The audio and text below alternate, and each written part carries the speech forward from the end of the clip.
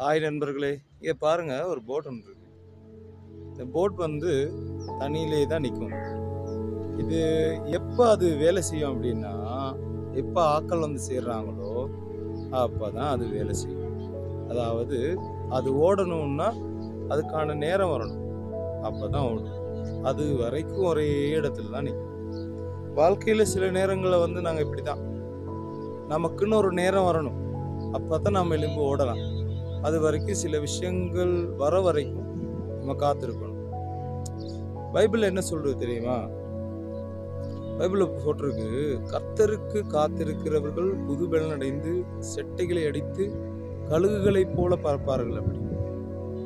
So காத்திருந்து நம்ம பலனை பெற்றுக்கொண்டு அதன் பிறகு எங்களுடைய பயணத்தை நம்ம ஆரம்பிக்கணும். யாரெல்லாம் சோர்ந்து போறீங்களோ அவங்கவுங்கெல்லாம் என்ன செய்யுங்கன்னா, ஆண்டவருக்காக காத்திருங்க.